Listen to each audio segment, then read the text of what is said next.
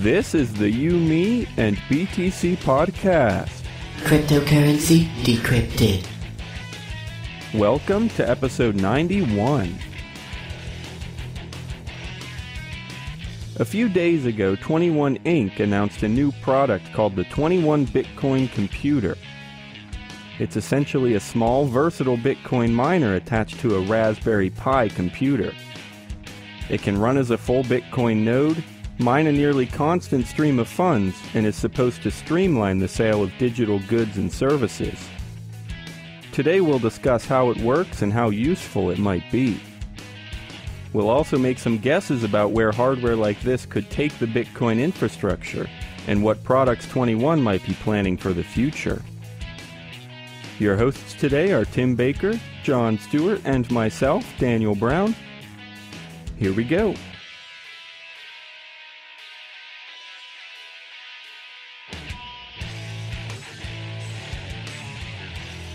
This is episode 91 of the You, Me, and BTC podcast.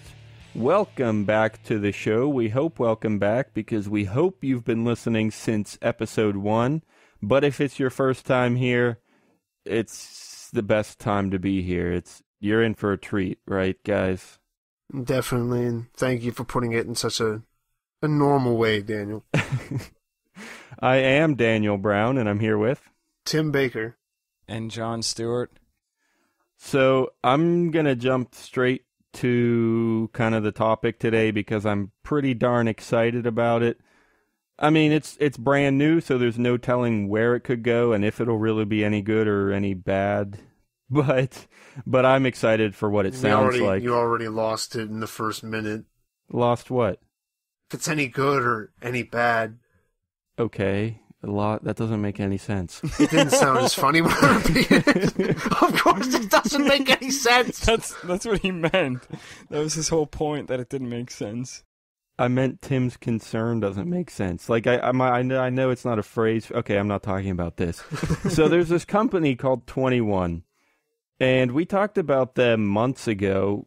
As always, I could look up the episode number, but I'm too lazy to, and which is really a bad example because I want you guys to be looking up all of our episodes, and if I won't do it, why would you do it? I don't know, but maybe someday I will. Anyway, we talked about this company 21 months ago because they were raising money like out the wazoo. Just so many investors, so many big names were getting behind them in some way, and whatever, millions of dollars, I don't even know how much, but it was a lot. And it was crazy, and we were excited. Everyone was kind of speculating what was going on, what they were working on. They kind of were looking through every corner of the website, seeing who they were hiring, and just trying to speculate. And we now know at least one of their products. There could always be more, but their first one has been announced, and it sounds pretty crazy. Well, I'll actually let one of you guys take it from here because you can, at the very least, just say what it is, and we'll see where it takes us. Okay, it's a computer. Yeah, it's the Bitcoin computer. That's it. All right, see you next week, guys. Pay us now. Their website is 21.co, by the way. Yeah, not that. If you have any troubles finding that URL, let us know. Tweet me. I'll help you figure it out. It took Tim about half an hour to figure out how to type in 21.co. Yeah, I mean, I like to include the M. It's kind of hardwired into me. It's a bad habit. So yeah, I have a general feeling that I read a lot more, and I don't mean to brag, but I have a slightly better understanding about this. All right, fine, I do. So what I want to do is let one of you two explain what you think it is or what in everything, and then I'll correct everything that you said. I want to hear your stupid interpretation. Well, if that's the case, then it better be Tim. Yes. Okay. So, 21 did this whole thing where they raised like a whole bunch of money. Like no, we already talked about that. Tim, I'm summarizing in case people didn't listen to you because you're incredibly unentertaining. Daniel, Tim is trying to teach you how to tell stories. It's an art. Yeah. Yeah, exactly. And especially when I'm not really so sure on what's actually going on in the story, you got to really embellish it before. Okay, go. We're 5 minutes in. We're losing. Gotta keep on stalling, man. But 21 Inc., as Daniel said, the company that raised all the money, are releasing this Bitcoin computer. So we'll go right to their page, right to their blog, where they're describing what you can do for this. What's as far as right now. Yeah, this is their blog on medium.com. Yeah, so if you want to check it out, it's medium.com at 21.co. Today we're announcing a new kind of device for sale, the 21 Bitcoin computer, the first computer with native hardware and software support for the Bitcoin protocol. It's about a pocket-sized device, but maybe that's not really important. Some of the uses for the No, I think that's a really cool part of it, just because it's a lot like the Raspberry Pi, which itself is an amazing device. And one of the coolest things about it is that it is pocket-sized and you can do all kinds of crap with it. Well, now it really is. It's like a Raspberry Pi designed for Bitcoin. That's really the core of this thing. It's real small. It's a real computer, and it's got built-in hardware Bitcoin functionality. So, I don't know. I think that's pretty cool. Daniel, Tim was supposed to explain that. Yeah, exactly. I was going to have an epiphany a little bit later and go, oh, but is this something that you really need to make a point about being smaller? Like, this is me asking just because I'm going to forget later, but wouldn't this be more something you'd want to just set up and let it sit? Like, there wouldn't be that much of a need to keep it, like, really mobile. Yeah, I could see that a lot. Not mobile, what am I trying to think of? No, mobile works, I think. Mobile, yeah. In a lot of use cases, I think that's true. You could just leave it somewhere and let it mine, although that wouldn't be super profitable. Or you could just leave it at home and use it as part of your server or as part of your project or whatever. That's more what I meant. Like, not the mining. I don't think this thing's going to be able to mine that much. Right. But if you just want to set up everything and sell stuff, it would make more sense just to set it up and leave it someplace. Yeah, I totally agree with that, but still, it's never, ever, ever going to hurt to have something pocket-sized. It's just, maybe there are fewer use. Sometimes it does. Yeah, I wouldn't say never. It's exactly what happened with Butterfly Labs. Everything was too small. I mean, that wasn't the only problem, but especially with something like this, it's going to get heating problems. Unless everybody's just going to pop everything off of it. Yeah, okay, fine. What was that? Superlatives, right? We talked about this recently. Whatever. I never ever use superlatives. But still, it's still a nice thing to have. It's just, there are a lot of people who will want to take it with them, who will want to move it back and forth, or for the most part, it can't hurt to have it around for anything. That's the thing with the Raspberry Pi. It's kind of an exploratory thing. Maybe that's not the best word, but it's just, there's so many possibilities, so many ideas that you can do with the Raspberry Pi and a lot of them are mobile, so it's nice to have if you want to do some crazy idea, just because there are so many things that you can do. Anyway, yeah, let's hit this list, Tim. What all do they say you can do with it? Okay. First off, ladies and gentlemen, you can, using the 21 Bitcoin computer, you can use it to instantly mine Bitcoin from the command line, which, okay. Yeah, I think that's, Tim, this really shows how limited Tim's technical knowledge is, because I don't think he knew what a command line was. I know what a command line is. I know to stay away from it. Tim, all you need to know is that you can use the 21 command line interface to mine a quick hit of Bitcoin. Yeah, exactly. Thank you for the wonderful... Damn it, I had something. Anyway. What's next, Tim? Yeah. So, you enjoy that, then you also like that they can sell API calls for Bitcoin, like English to Chinese translation or file conversion. So, do you know what an API is, Tim? No. You know what? I bet you money that we've actually talked about APIs. I've heard of it. I just don't know. I think I've actually asked that same question on the show before, but I think it stands for Application Program Interface, but it's just a way for for people to ask a program to do something, basically, like a translation.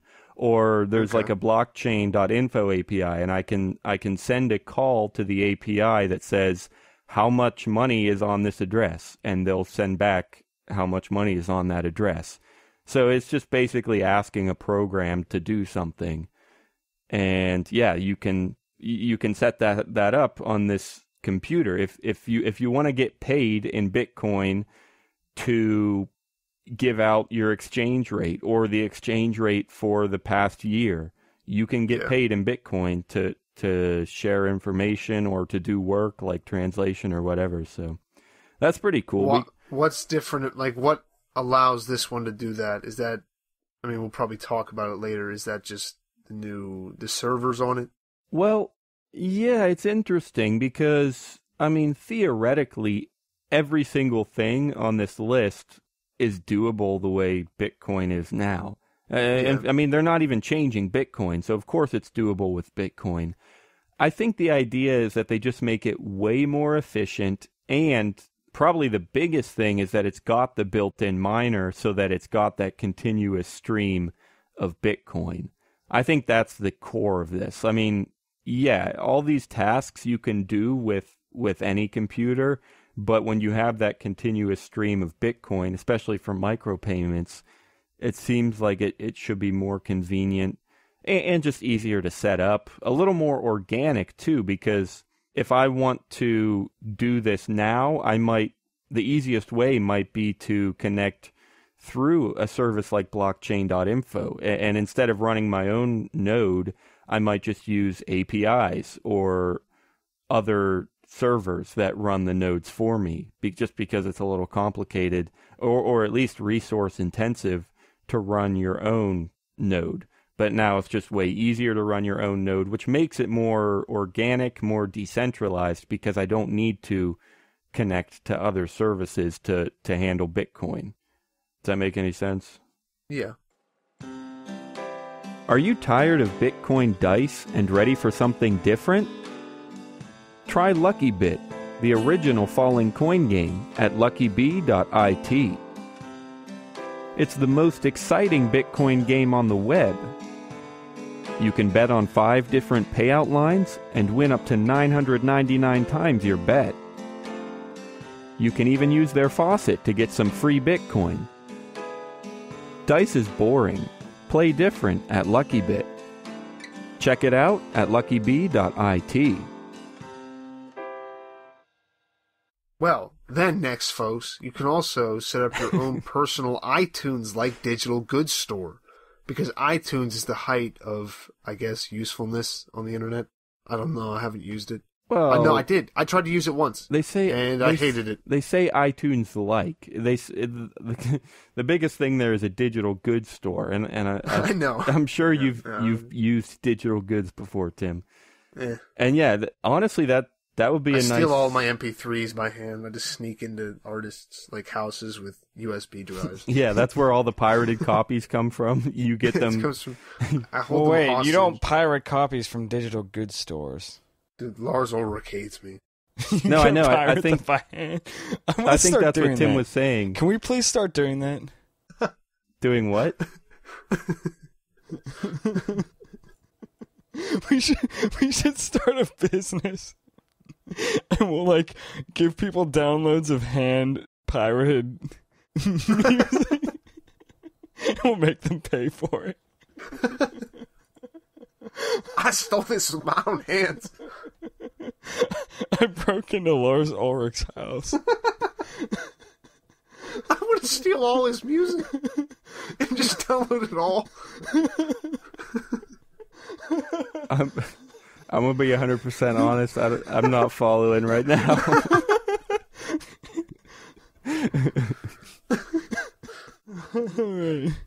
Is he? I want to ask questions, but it's probably not even worth it. Daniel's awkward laughs.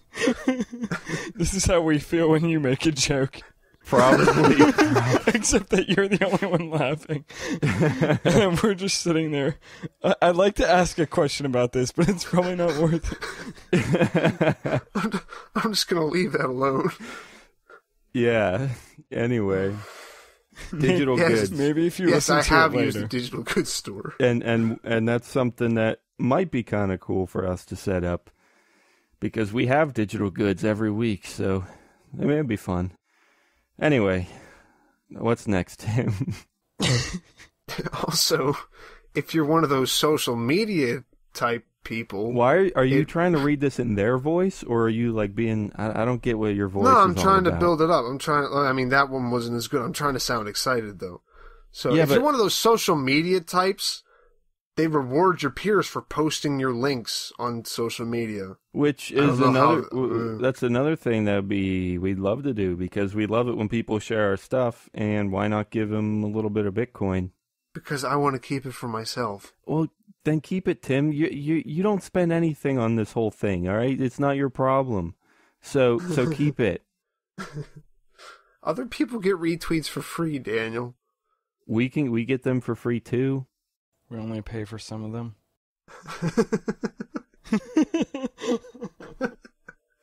Okay. How do you think that would work? You mean like I'm talking about like what 21.co makes.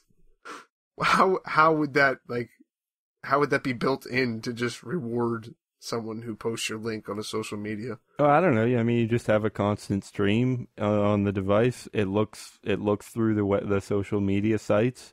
If it sees a tweet, then it could, at the very least, it could change tip them, Yeah. or they might have an address on their profile. That's probably less likely. Or I think the easiest way would be like they tell you in advance. I mean, they don't tell you in an email and like inform you, but like they log onto your website, they click a button that says, I'm going to tweet this, and the website asks them for their address and then shows them a tweet button and stuff like that. And so then the address is there, they can see what the tweet was, they can see that the tweet's public, and hey, sure, yeah, here's a little bit of money. You know, whatever. And I'd imagine the way it works is that if this thing is mining, it probably just gives from that. That's true, yeah. Unless you could want even- to pay out of your pocket. Right, which, I mean, for the most part, I wouldn't mind doing that, because for the most part, we could probably afford that until it went crazy because everyone loves us so much. But, but that's true, yeah, you're right. It wouldn't necessarily be out of pocket. It would be just from the stream that's there. And, yeah, you could set it up to send, say, like 5% or of whatever is on the device, send 5% to everybody that tweets, right?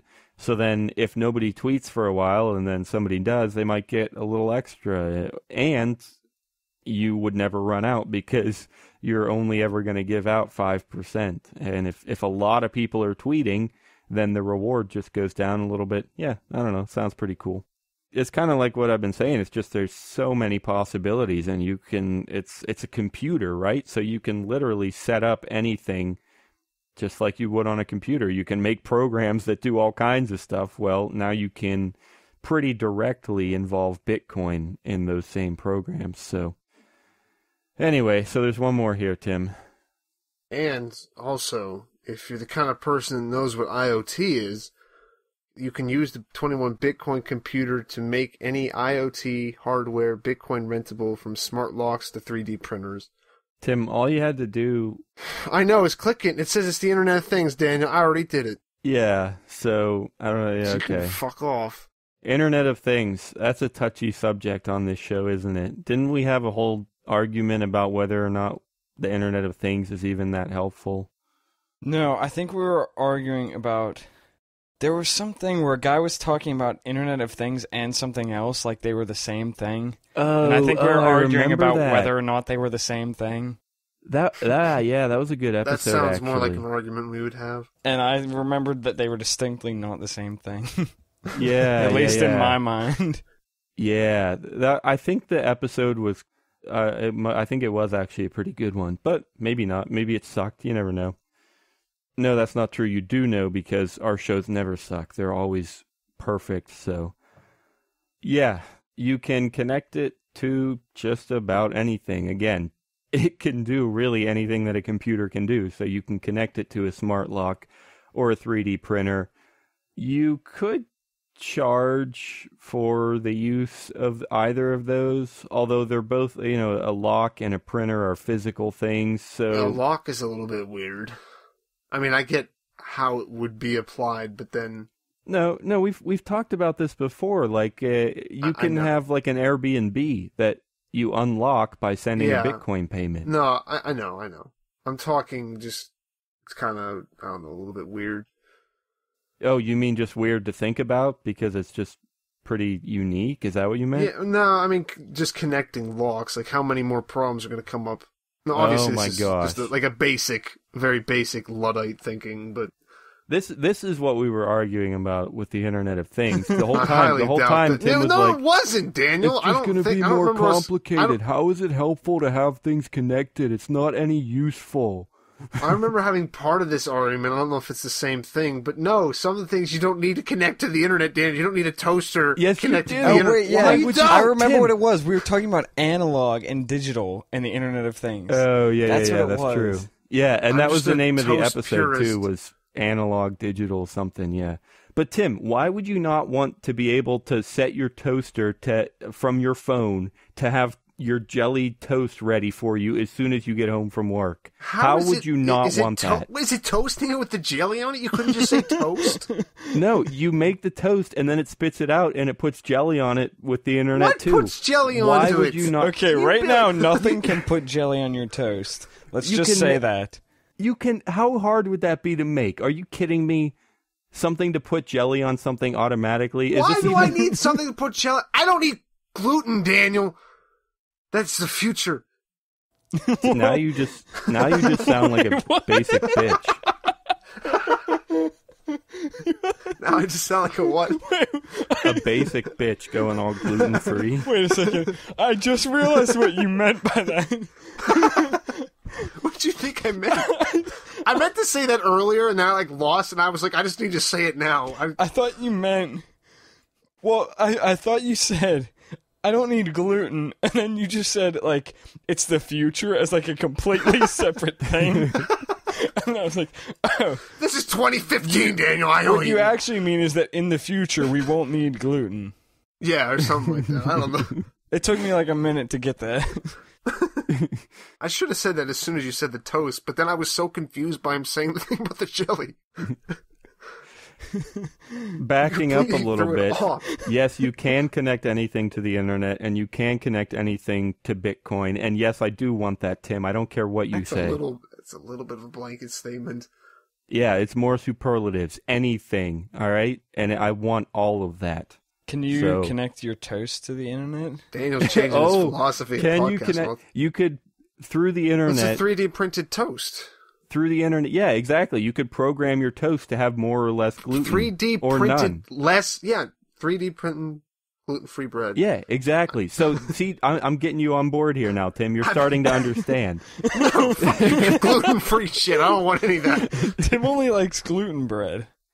If I'm going to eat bread, I'm going to eat gluten bread. I need this, gluten-free cookies are good for... Yeah, print your gluten-free cookies and just do kill they everybody make with stuff? diabetes. Do they ever make stuff with extra gluten in it? Yeah, that does that. Italian bread. Just to spite all those people that won't have gluten. Yeah, extra Corn gluten. dogs.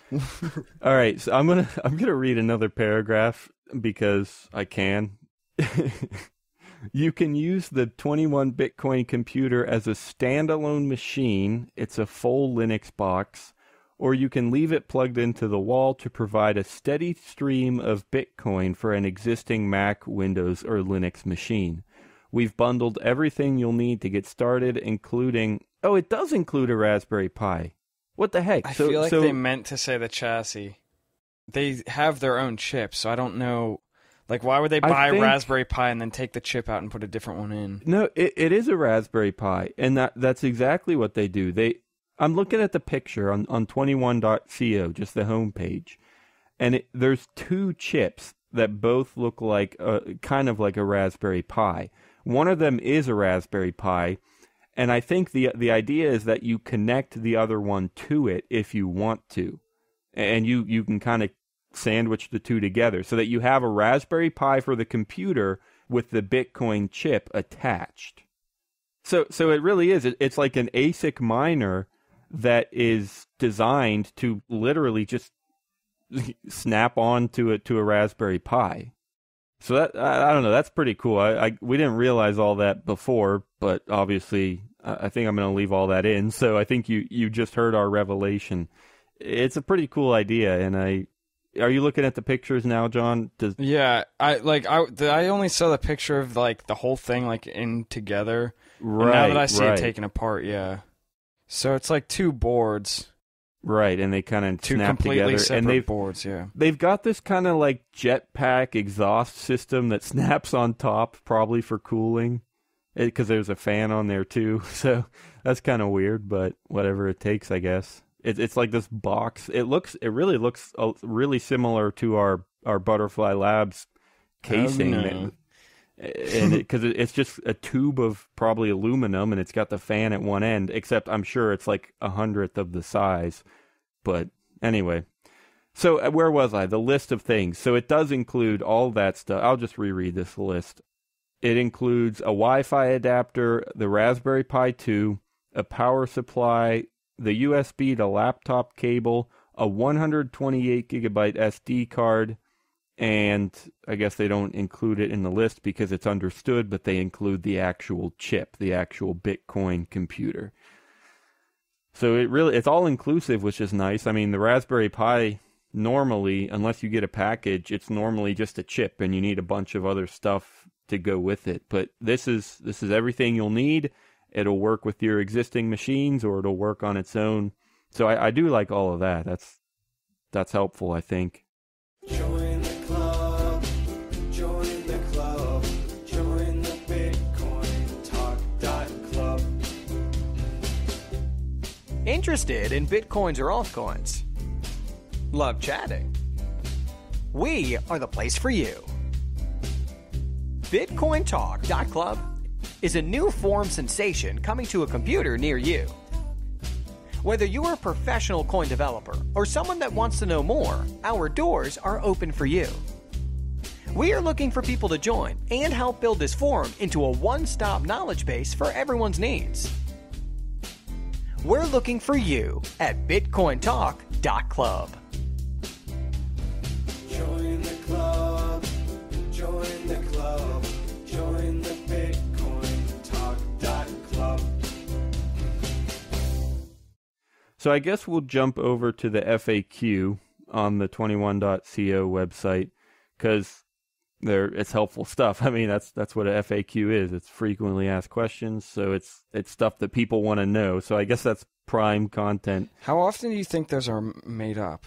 Like, I feel like almost always FAQs are like, I think this is what people are going to ask. Oh yeah, absolutely. No, I'm sure it is. But I hate that crap. For the most part, I would imagine that they're probably right. People probably do want to know this stuff. I don't know. I guess I could be wrong.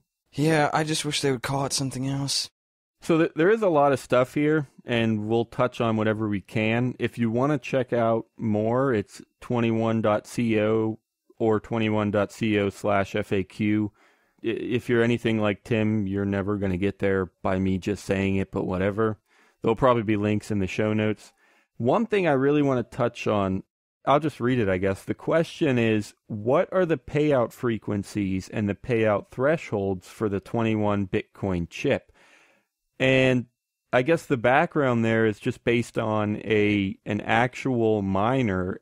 If you buy a miner, you're probably going to join a mining pool.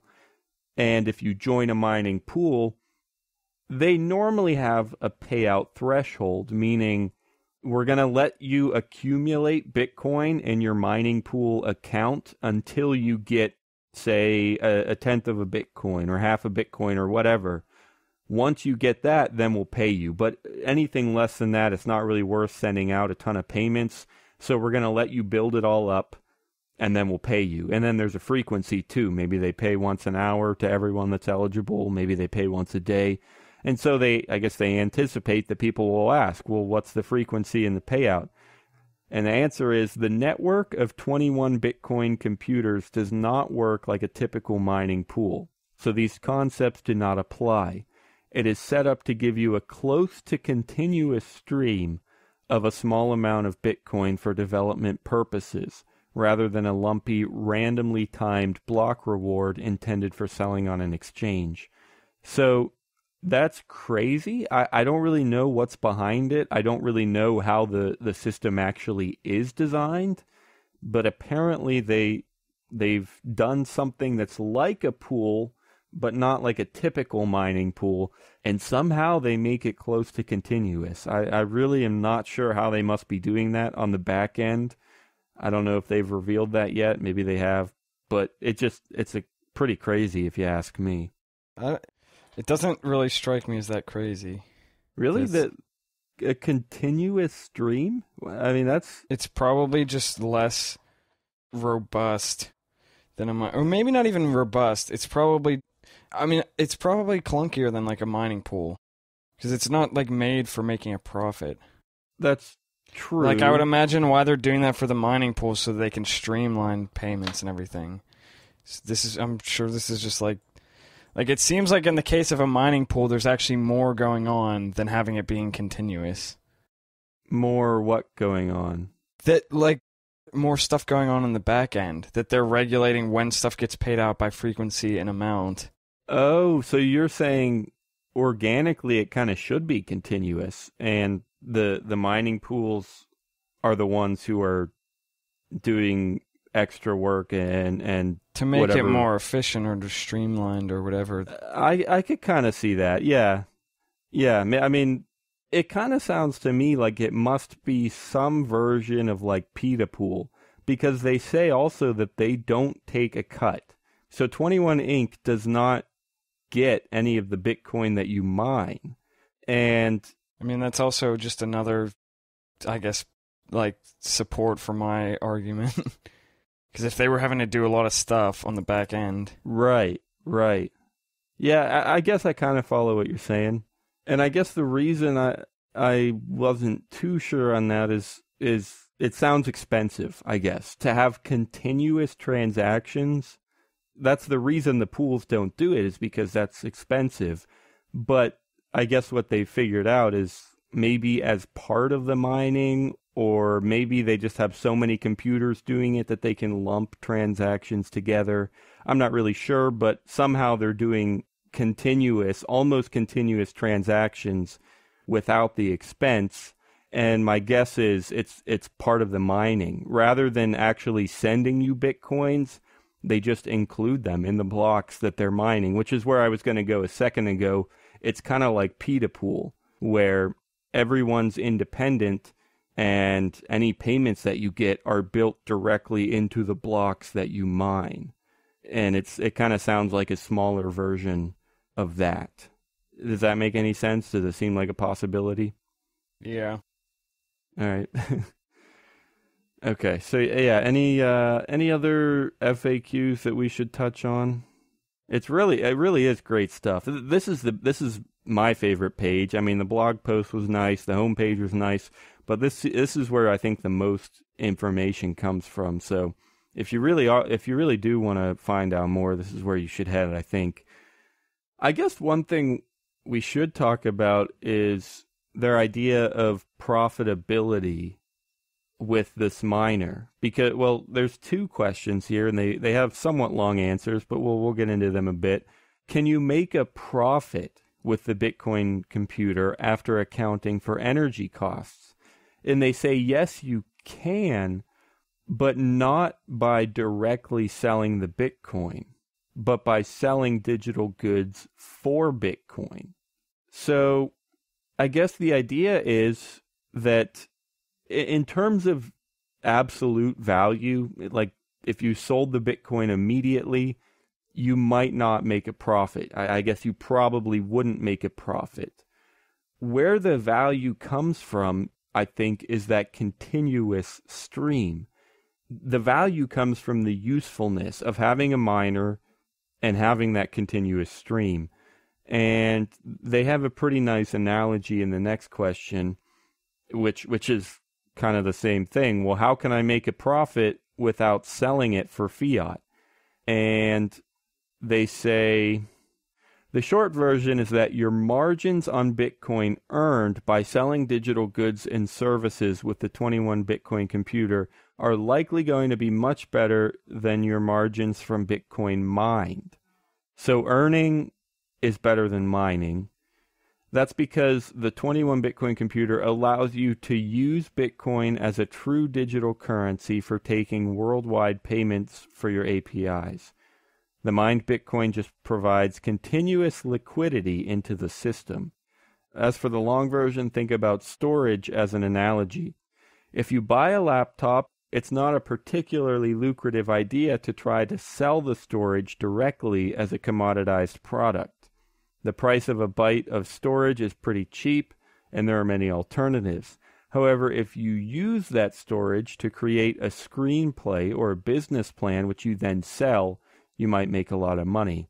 So they say think of it as a resource. It's not that you're going to directly make a ton of money, but you're going to have a really, really useful resource that will help you make money through a business or some kind of service.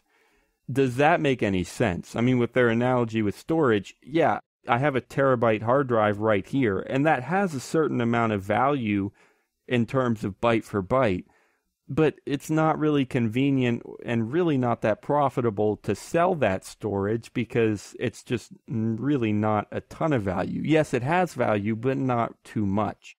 But when I use that terabyte to work with you, me, and BTC to develop a business, I have that resource. It's extremely helpful for my business, and then I do make money through a business. Do you guys like that analogy? I guess Tim doesn't. Tim automatically disagrees with every analogy ever, so whatever. But does it make any sense? Oh, defensive there. No, it makes sense to me. It's a resource, it's a tool, it's not meant to just be a miner. It's supposed to, I kind of get that the whole thing is supposed to let you sell what you want online pretty freely. And it's a tool for doing that. It's not just going to make money if you just sit it there. You gotta do stuff with it. Right. And I don't, yeah. And it's not just like e-commerce, like, oh, I can just accept Bitcoin payments. I think it's just more about integrating those payments more directly. I mean, it's really easy to accept Bitcoins and sell you my Xbox or something, but their idea is that you can integrate it extremely well with digital services like API calls or products like music and stuff like that. So, yeah, I think that's about right. And another thing that the computer could be used for, and some people would see a lot of use in just this single aspect of it, but that you can run a full node on it. It comes with a factory installed copy of the blockchain. Oh, yeah, I didn't even see that. That's pretty awesome. You don't have to download it. Yeah. That's huge, I mean, you have to actually. download some of it. Well, yeah, But, I guess a couple weeks worth, a couple months worth, but yeah, that's pretty awesome. Not sit there for days. Yeah, no, that's true, because I said a couple weeks ago on the show that I wanted to put a node on my computer again, and I started to, but just the whole downloading thing, it got corrupted a time or two, or it just kind of lagged up, and I'm not really getting it to work. So yeah, that's huge to have it already there. But yeah, why do we want nodes, Tim? Why do we want nodes? I mean, the answer you're going to get from me is that it supports the network and helps decentralize things. Yeah, no, I think that's about it. All right. Yeah, I mean, it's Cool. just that's it. I mean, if there was only 10 nodes out there, I mean, yeah, sure, Bitcoin could still run, but those nodes could kind of screw with things if they wanted to, if they got together and had a party, whatever. If everybody has their own node. Wait, I missed that. What did he say? This is like if all the nodes get together and have a party, then you're kind of screwed. But, okay. I told you Tim hates analogies. What did I say? It's not an analogy. Yes. That's just a weird way of putting it. I just laughed. I giggled. It made All right. me happy. Anyway, Daniel. yeah, decentralization. Continue. If you have a million nodes, then it's a lot harder for any of them to screw things up. And I'm assuming pretty much everyone will have a full node. I mean, if it's possible, I really don't see any reason. Well, I'm sure there some cases, but for the most part, I mean, it's built to have a full node. Why not just have a full node? Why would you do anything else? So, yeah, I'm assuming it's not just possible, but it's pretty much the way it works, is that it is a full node. So, all right, let's do one more. John, pick whatever you want. Yeah, well, I'm going to go off because this wouldn't be an episode until I find something to deconstruct and criticize for the next 30 minutes. This might be a two-parter. No, I'm kidding. I don't think it'll be that. But I've been... He's threatening the audience with more episodes. Don't do it. Yeah, but I've been fermenting on this the whole time, trying to figure out how I want to say this. I feel like the thing that I don't understand is... it's not even really that much of a criticism, to be honest, but it seems like, I think they said this on the Medium site, and they say it in the second to last FAQ too, that this is like targeted at like developers, and I don't know why a developer would want to do this. Like, I thought that was the point of hiring people to be developers, is that they they build everything for you and not just take a bunch of stuff and throw it together. Like, that's why you hire programmers. When you hire like developers, like people who actually know what they're doing, they're building stuff. I feel like well, that's not really like a bad thing, but this to me, like you said earlier, all this stuff has already been possible. This to me feels less like something that's going to change the world and more just something that's going to be awesome for like people who want to have like projects and stuff, or like people who are interested in it, who have some technical ability, but it's not their job, or they're not. Well, there's a couple things. First of all, I generally agree with that last half, where it's just a thing for people who have projects. That could be true, but I think that's okay. I mean, the Raspberry Pi is no, huge. I don't think that's... Yeah, I said it's not really a criticism. It's more just the way they're marketing it. Right. Yeah, I could see that a little bit. But even then, though, I mean, the Raspberry Pi, it's kind of seen as a hobbyist, just for fun, learn how things work tool. But the truth is, it's used in a lot of bigger things too, right? I mean, well, it's used here, or it was used there was a Bitcoin Piper wallet where it was kind of built, it was a Raspberry Pi and a printer kind of connected so that you could print out paper wallets offline. And I guess, again, those are just kind of, I mean, they're Bitcoin things. They're sort of just simple projects. But, I mean, it could be pretty darn useful. Yeah, but Raspberry Pis are $30. Yeah. So what, you saying that's a lot or a little? Like, compared to $400 for this thing. Okay, yeah, okay, that I do like that. Yeah, I did mean to say that in the show. It is $400 right now for a pre-order. It's set to come out on November 16th, and that is a decent chunk of cash. So anyway, go ahead, yeah. John. Well, I mean, it might not be that much. I mean, I guess I don't know. I don't know how much processing power it has and stuff like that. But I mean, like, a kind of mid-lower tier laptop is going to be like $400, and right. This might have similar computing power to that. I don't know how powerful their chip is, but I guess all I was saying is I don't think this is going to be something that like everybody's going to have in their house, at least not for a really long time. And I also don't think people who have like serious businesses, maybe like someone who has like a really tiny business that's just like local or something. But I don't see any like larger businesses using this for their infrastructure. Okay. So it just seems more of like what I was saying, more of just like a thing for people who want to have little projects and stuff.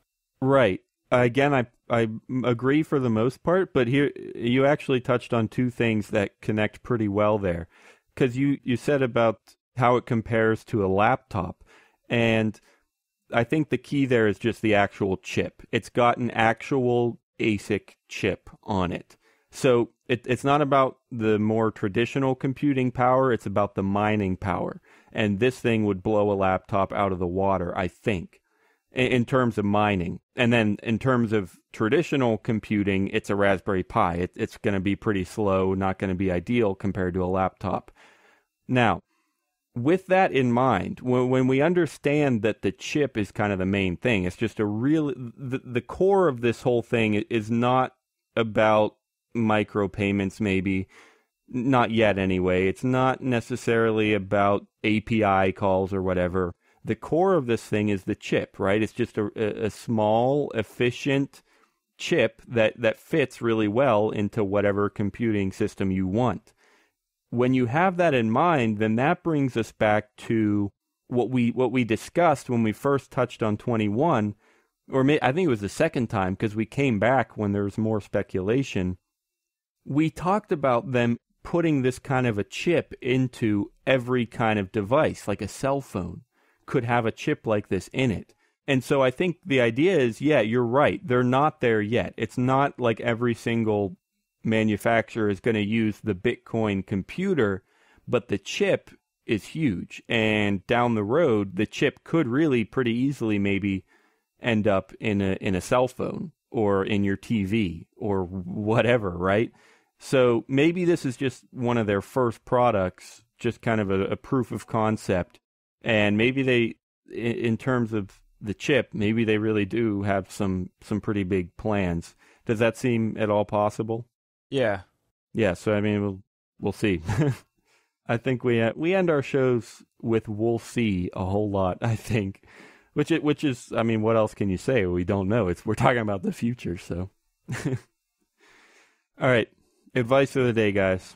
Let's wrap it up. What's our advice? Wait for other people to buy the 21 first, and then see what they say. Okay. Yeah, make sure the pre-orders actually come on time. Oh, that's huge. Yeah. Well, actually, maybe we should hope that they don't come on time, because that means we get to make a sequel to our Butterfly Labs video. We get to buy a 21 computer. That must mean you're planning on buying one. So. Well, I'm pretty tempted. I'll think about it, but I am pretty tempted. And yeah, if it takes more than 2 or 3 months, we'll get to shoot it up and light it on fire and everything, and make another video out of it. So, if you're interested, send us a donation so that we can afford things like this. Well, yeah, that's sure. Advice of the week. Donate. Yeah, hey, advice of the week. Give donate. money. No, but seriously, if you are interested in our Butterfly Labs video, it really is great, and that's at ymb.tc/BFL. It's kind of alphabet soup, but if you think about it, it makes sense. ymb.tc/BFL for Butterfly Labs. It's a pretty awesome video. It's a great video if you have a redneck fetish.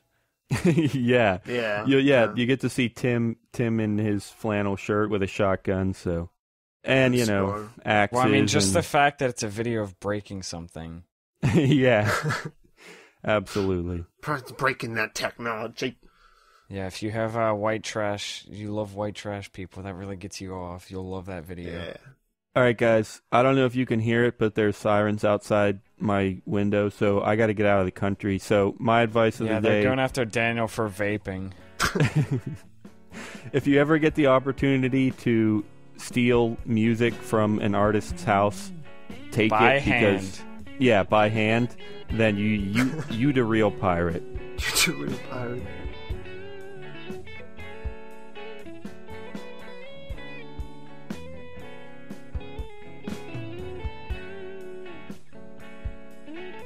Thanks for listening to episode 91.